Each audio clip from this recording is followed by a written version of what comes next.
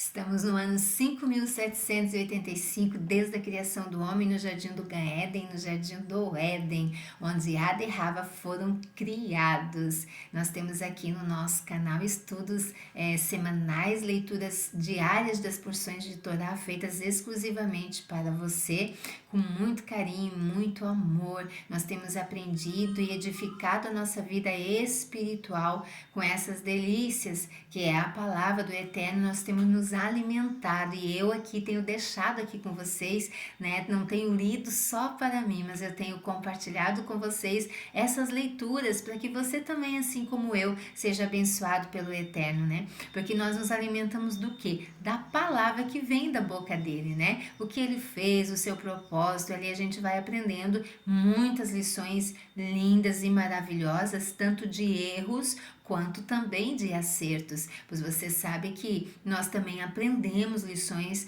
olhando e observando o erro de outras pessoas para nós não cometermos os mesmos erros e não sofrermos também as mesmas penalidades que cada um sofreu, né? Então eu entendo desta maneira a palavra do Eterno e eu quero te convidar, se você não é inscrito aqui, está aqui pela primeira vez, fica conosco até o final, assista os teus vídeos aqui no nosso canal, que é feito com muito amor para você, com muita dedicação, né? E com muito cuidado de levar a palavra do Eterno a teu coração.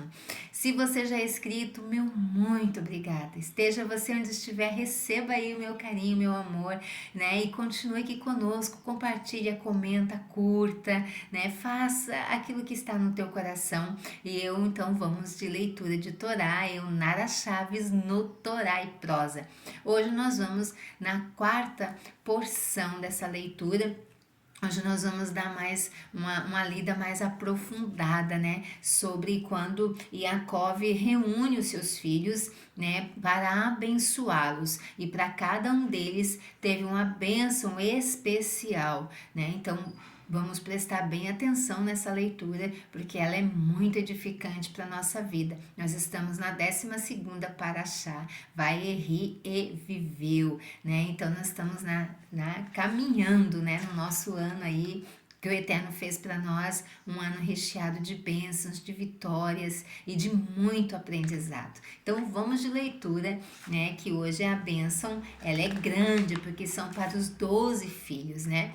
E aqui nós vamos começar com a bênção de Reuven, né, de Ruben, em algumas traduções. A Reuven, Yaakov disse: Reuven, você é meu primogênito. É um primogênito muito especial que merece ser louvado. Diferente da maioria dos primogênitos que são ladrões e assaltantes. Esaú estava preparado para trazer animais a seu pai, mesmo que tivesse que roubá-los. Mas você foi zeloso em não tocar no que não te pertence. Quando saiu ao campo na época da colheita, certificou-se em trazer à sua mãe apenas flores silvestres, sem dono. Olha só como era importante aqui a honestidade e a fidelidade de Reuven, onde Yaakov, o seu pai, descreve para abençoá-lo. Todo pai, toda mãe conhece o seu filho, né? Nós conhecemos o nosso filho só de olharmos para ele, né? Melhor que nós, só o Eterno Criador pode conhecer um filho, só ele. A maioria dos primogênitos odeia os irmãos. Caim odiava Hevel, Ismael odiava Isaac e Esaú odiava Yaakov. Mas você foi bondoso, dizendo a seus irmãos que não derrame o sangue de Yosef. Normalmente, o primogênito da família está encarregado do serviço de Elohim, merece honras e recebe uma porção dupla dos pertences do pai. Porém, você, Reuven, não receberá nada disso, porque você pecou, agiu de maneira muito precipitada, como um rio de corredeira, devido à lua presa, explodindo de raiva como água que se apressa em seu curso. Você não será elevado a nenhuma dessas posições superiores, desde quando demonstrou zelo por tua mãe e desamarrou ambos os leitos e de teu pai e o da divindade. Yaakov se refere aqui ao episódio ocorrido na Parashá de Vaishilhá, quando Reuven interferiu nos arranjos matrimoniais de seu pai. Por isso os Kohanim que realizam o serviço de Elohim não virão de sua tribo, mas da tribo de Levi. E os reis não descenderão de você, mas da tribo de Irudá. Como um primogênito, em vez disso, os filhos de Yosef tornaram-se 2 tribos. Não cometa mais pecados no futuro, e então Elohim o perdoará. Então, olha só, aqui houve uma bênção, mas também houve aquele puxadinho de orelha, né? Houve aquela dose de pego no teu pé porque eu te amo, né? Houve aquela correção que só um pai sabe dar a seu filho. Agora nós vamos à bênção de Shimon e Levi. A Shimon e Levi, e Jacó disse: Vocês 2, Shimon e Levi, são irmãos. Agiram como irmãos em relação a Diná, mas não a Yosef. Vocês têm personalidades semelhantes e gostam de fazer as coisas juntos. Ambos construíram Shechem e ambos quiseram matar Yosef. Mas prestem atenção, vocês geralmente ficam furiosos e exaltados e por isso cometem erros. As suas armas são roubadas de Esaf, pois ingressaram numa profissão que não era deles, quando aniquilaram o povo de Shechem. A arte bélica e o uso das espadas é o próprio de Esaf, não de nossa família. Além disso, o povo judeu luta de maneira diferente que os não-judeus. Nossas principais armas, são o nosso estudo de Torá e as nossas preces. Será muito perigoso se as tribos de Shimon e Levi permanecerem juntas. Portanto, eu as separarei uma da outra quando se estabelecerem em Eretz Israel. A terra de Shimon será bem no meio da terra de Judá. E a tribo de Levi será dispersa por toda a Eretz Israel, em 48 cidades diferentes. No futuro, a maioria dos pobres escribas e professores descenderiam da tribo de Shimon. Assim, a profecia de Jacó que esta tribo se manteria dispersa seria realizada desta maneira. Esses indivíduos seriam obrigados a perambular para enganar tzedakah ou para procurar o seu sustento.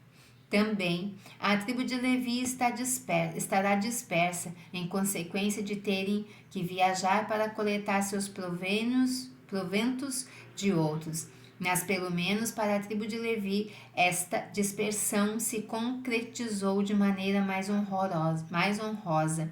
Viajavam para coletar os dízimos e presentes que lhe eram devidos. Quando as outras tribos ouviram as severas palavras de Jacó, começaram a retirar-se uma à outra, esperando um sermão similar. Mas Jacó chamou Judá e elogiou. Judá, você agiu corretamente, admitindo a sua culpa no caso de Tamar. Então, vocês sabem que todo pai, ele dá uma repreensão com muito amor. Não para humilhar o filho, mas para despertá-lo para a realidade, né? Então, Jacó era muito sábio em suas palavras. Ele repreendia, mas ele também elogiava. E isso era muito importante. E isso é muito importante para nós. A bênção de Judá. Jacó abençoou e Judá, todos seus irmãos, admite que você é um rei e líder entre eles. A nação inteira portará o seu nome. Não será chamada de Reuvenim ou Shimonim, mas de Irudim, que é de judeus. A princípio será comparada a um jovem leão, porém mais tarde será comparada a um grande e poderoso leão, de quem todos sentem medo. Jacó comparou Judá primeiro a um leão pequeno e jovem e depois a um leão adulto. Jacó previu que a tribo de Judá ficaria cada vez mais forte como os filhotes de leão que se desenvolve até ficar adulto. A tribo de Judá começaria a se fortalecer durante os 40 anos no deserto. E o estandarte de Judá viajava na frente de todas as outras. E mais quando os judeus chegassem a Eretz Israel, e Judá seria o primeiro a lutar contra os canaanitas. O primeiro juiz, Otniel ben Kenaz, viria também da tribo de Judá. Mas tudo isso era apenas o começo da força de Judá. E Judá finalmente seria como um jovem leão na época de Davi, o poderoso rei que sobrepujaria seus inimigos com a coragem e força de um leão. Tanto o jovem leão como o leão adulto podem ser interpretados como descrições do próprio rei David. No início, David seria apenas um general e ainda não muito poderoso como um jovem leão. Mais tarde seria coroado rei e tornar-se-ia poderoso como um grande leão. Jacó continuou a abençoar Judá. De você, Judá, descenderão líderes ao povo judeu até a época de Mashiach, chamado de Shiloh. Mashiach também será descendente de Judá. As colinas de Judá em Eretz Israel ficariam tão repletas de vinhas como uvas vermelhas que as colinas parecerão rubras e seus campos parecerão brancos por causa do cereal abundante e das inúmeras ovelhas. A bênção de Zebulun. Jacó abençoou Zebulun. Quando Eretz Israel foi dividida entre as tribos, você receberá uma porção ao longo da costa. Viajará em navios cruzando os mares para negociar com as outras nações. A tribo de Zebulun fez um acordo com a tribo de Issacar. Os homens de Zebulun viajarão a negócios, enquanto que os membros de Issacar estudariam Torá o dia inteiro. Os mercadores de Zebulun dividiriam seus ganhos com os estudiosos de Torá de Issacar. Em troca, o Eterno daria uma parte da recompensa do aprendizado de Torá a Issacar para Zebulun. A bênção de Issacar. Jacó abençoou Issacar.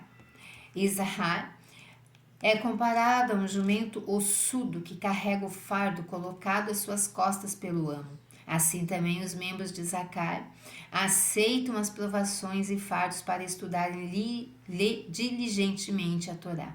Muitos deles tornar-se-ão membros do Supremo Tribunal e decidirão as questões da lei judaica. Por que Issacar é comparado a um burro? Acaso os elogios de Issacar não se destacariam ainda mais se Jacó o tivesse descrito como leão ou pantera em vez de burro? A resposta é que o caráter do burro é diferente do dos outros animais. O burro não se rebela contra o seu dono quando este impõe uma carga, mas suporta pacientemente. A mesma característica é verdadeira para Issacar. Ele aceita de boa vontade o jugo da Torá. Como o burro não se importa com o seu próprio prestígio, mas com a honra de seu dono, assim também Issacar. O estudante da Torá desconsidera sua própria honra e vive para glorificar o nome de Elohim. Ao contrário de Zebulon, os membros de Issacar não viajaram ao exterior para negociar. Ficaram sentados na quietude de suas casas de estudo, a fim de adquirir um conhecimento vasto e profundo da Torá. Saberão então como ensinar e orientar os outros judeus. Como as costelas do burro são salientes e claramente visíveis, assim é a Torá de Issacar, de magna clareza. Como o burro que não tem estábulo, mas deita-se para dormir entre as fronteiras de qualquer cidade aonde carregue mercadorias. Assim é Issacar, preparado para sacrificar as comodidades da vida em prol do seu estudo. A terra de Issacar em Eretz Israel será abençoada e produtiva. Os membros de Issacar não precisarão passar muito tempo trabalhando a terra, ao contrário, poderão ocupar-se com o estudo da Torá sem ter que investir muito tempo nos negócios. Os frutos da porção de Issacar eram tão gigantescos que, quando eram vendidos a outras nações, estas ficavam perplexas com o seu tamanho. Os judeus lhe diziam: "Vocês se surpreende com esses frutos? Se vissem seus donos que estudam Torá dia e noite sem parar, então entenderiam. O Eterno deu-lhes enormes frutos proporcionais aos tremendos esforços que investem no estudo da Torá. Em consequência, muitos não-judeus se converteram ao judaísmo." A bênção de Dan. Jacó abençoou Dan. Dan é comparável a uma serpente de duas formas. Quando os judeus viajarem pelo deserto, a tribo de Dan viajará atrás de todas as outras tribos. Como cobras, os homens de Dan lutarão contra os inimigos, atacando-os pela retaguarda. Jacó comparou o juiz Shinshon. Jacó comparou o juiz Shinshon, em particular, a uma cobra. Jacó previu o forte e poderoso Shinshon ficará de tocaia ao lado da estrada, e então saltará subitamente e atacará os inimigos dos judeus. Os filisteus matará os soldados mais fortes entre os filisteus, mesmo os que têm cavalos. Jacove visualizou também a queda e a morte de Shinshon. Por isso exclamou: Lixo a terra que vitzi Elohims. Ainda teremos que esperar pelo Redentor final para trazer-nos a salvação definitiva. Por que Jacove comparou Judá a um leão e Dan a uma cobra? O leão e a cobra têm métodos de luta diferentes. O leão é o mais forte de todos os animais e nada teme, por isso ataca e luta abertamente. A serpente, porém, fica na espreita enquanto aguarda. Ataca de repente, furtivamente, para derrubar a sua vítima. Jacove previu: a tribo de Judá lutará como um leão, em campo aberto. A tribo de Dan, porém, especialmente Shinshon, o juiz oriundo da tribo de Dan, usará os métodos da serpente. Seus membros atacarão os inimigos de surpresa e os dominará, fazendo movimentos falsos e inesperados. A bênção de Gad. Jacove abençoou Gad. Os homens de Gad serão fortes heróis de terra, marcharão na frente, quando os judeus conquistarem Eretz Israel na época de Yehoshua. Depois, os homens de Gad retornarão em paz para sua própria terra na margem leste do Jordão, e nenhum deles faltará. Será perigoso para eles ali viverem, porque estão cercados de inimigos. Porém, derrotarão os adversários e os perseguirão de volta até seus países, e lá se apropriarão dos despojos. A bênção de Asher. Jacove abençoou Asher. A terra de Asher produzirá ricos frutos. Muitas oliveiras crescerão na porção de Asher em Eretz Israel, fazendo o azeite fluir do solo como água. Judeus de todas as partes virão até ele para comprar azeite de oliva. Asher suprirá óleo para o serviço do Beit Hamikdash. A bênção de Naphtali. Jacove abençoou Naphtali. Naphtali é comparada a uma gazela. Havia duas razões para Jacove comparar Naphtali a uma gazela. Primeiro, assim como a gazela corre rápido, assim os frutos da parte de Eretz Israel pertencentes a Naphtali amadurecerão mais rapidamente que em qualquer outro lugar. O povo de Naphtali será primeiro a fazer a bênção Sherevequiano sobre uma nova fruta. Segundo, o próprio Naphtali e mais tarde muitas pessoas de sua tribo serão ligeiros e rápidos como a gazela, quando os erudins precisarem de um mensageiro ágil para levar as notícias a qualquer lugar, enviarão um homem de Naphtali. A bênção de Yosef. Jacove abençoou Yosef. Yosef é um filho gracioso, um filho que encontra graça aos olhos de quem o vê. Yosef mereceu esta bênção relacionada com o olhar, por ter protegido a sua mãe do olhar de Esav. Na Parashá Vaishelar, quando Esav veio ao encontro de Jacov, Yosef pensou: talvez esse perverso fixe seus olhos em minha mãe e a cobiçará. Então resolveu posicionar-se em frente dela, aumentando a sua estatura para encobri-la. Por isso foi abençoado por Jacov. Você cresceu para bloquear a visão de Esav. Jacov continuou exclamando: moças ficarão de pé para vê-lo sobre os muros do Egito, atirando-lhe joias.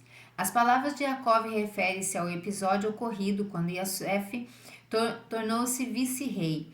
Foi conduzido pelo Egito inteiro e todas as mulheres egípcias, até as nobres, subiram ao topo dos telhados atirando suas joias sobre Yosef, a fim de atrair a sua atenção.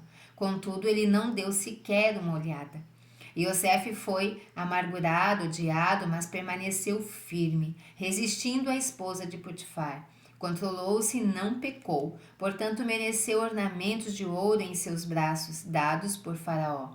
Conseguiu resistir ao pecado, pois teve uma visão de seu pai Jacov. Por isso Elohim te abençoará, dando-lhe uma região abençoada com o orvalho dos céus e água da terra num local privilegiado. Bendita é a mãe, cujos seios amamentaram um filho tão grande, e o útero que deu à luz um filho tão sábio. Jacov amava tanto Rahel que, mesmo abençoando Yosef, seu filho, mostrava preferência por Rahel, atribuindo ao seu filho qualidades dela. Reconhecia que a virtude de Yosef era resultado de ter nascido de Rahel, uma tzedket. Sejam as mulheres da tribo abençoadas para que não percam seus bebês e para que não lhes falte leite para alimentá-los. Você, Yosef, será abençoado com bênçãos ainda maiores que aquelas que meus pais Avraham e Isaac me concederam. A bênção sem limites englobando o mundo inteiro, que todas minhas bênçãos se tornem realidade para você. Yosef, que tornou-se um governante do Egito e mesmo assim não se descuidou da honra de seus irmãos. A bênção de Beniamim. A tribo de Beniamim será forte como um lobo que despedaça sua presa. O Beit HaMikdash será construído na porção de Beniamim e Eretz Israel, e ali o Eterno deixará a sua divindade repousar. Quando o rei Salomão estava prestes a construir o Beit HaMikdash, as tribos começaram a brigar entre si. Cada uma dizia: o Beit HaMikdash deve ser construído na minha porção. O Eterno exclamou: tribos de todas vocês são tzadikim, contudo, são todas sócias da venda de Yosef, com exceção de Beniamim, que não participou. Portanto, desejo habitar nessa porção. Por que Jacó comparou a força de Judá àquele que é um leão e a força de Beniamim a de um lobo? Depois que um lobo despedaça um animal, não permanece no lugar, mas abocanha alguma carne e foge correndo. Um leão, porém, não tem medo de ficar perto do animal abatido e banquetear-se com ele. Beniamim foi comparado a um lobo, porque o rei da tribo de Beniamim, Shaul, governou apenas por um curto período de tempo. E Judá, porém, foi comparado a um leão, porque o reino de Davi perdurou por muitos anos, e então o governo foi transmitido para sempre aos filhos de Davi. Então aqui nós vemos e concluímos as bênçãos dos filhos de Jacó, onde Jacó abençoou seus filhos antes da sua partida, e hoje nós tiramos como lição para a nossa vida o quanto é importante as nossas palavras que saem dos nossos lábios para abençoar os nossos filhos. Tem ricas bênçãos aqui se nós formos meditar em cada bênção de cada um dos filhos de Jacó. Então essa lição aqui fica para nós, que você seja abençoado e agraciado, coberto com as mãos poderosas do Eterno, Criador das nossas vidas, né? E nós continuamos todos os dias as nossas leituras diárias aqui das porções de Torá para nós, sabendo que a leitura de Torá é a carta de amor de um pai deixado a um filho, que é o nosso Criador deixado para as suas criaturas. Então vamos cada dia caminhando junto aqui. Fica conosco, que você possa curtir, compartilhar e comente. Se você não é inscrito, se inscreva no nosso canal e nos ajude a crescer. Lehitraot. Até a próxima.